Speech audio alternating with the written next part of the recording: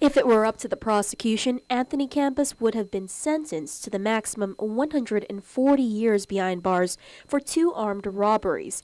Campos was convicted of robbing 4 people at gunpoint with 2 other individuals in October of last year outside the Sinahaña Payless, and 3 days later robbing the cashier at the Route 8 Mini-Mart in Barragata.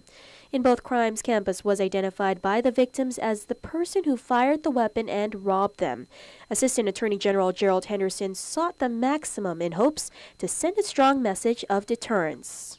Henderson argued that by imposing such a harsh sentence, the court could be saving lives, referring to the defendant's record that includes a prior conviction in the CNMI for armed robbery. Before making a decision, Superior Court Senior Pro Tem Judge Richard Benson heard from 2 of Campos's victims.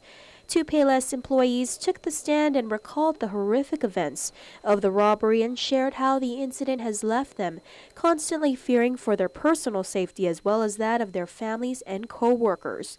One of the victims told the court, quote, "After the robbery, I always have a nightmare, and I always see his face in my nightmare," end quote.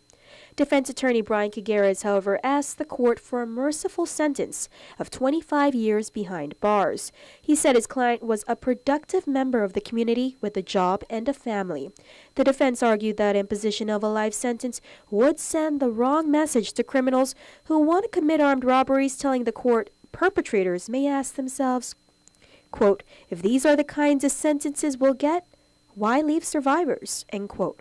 Following a brief recess, the court sentenced Campos to 46 years behind bars and ordered that upon release and while on probation, the defendant stay away from the 4 victims and make no contact in person or through a third party. We should note restitution was not requested in the case.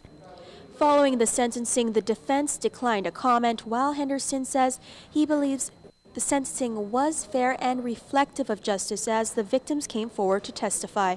Reporting for Guam's News Network, I'm Crystal Paco.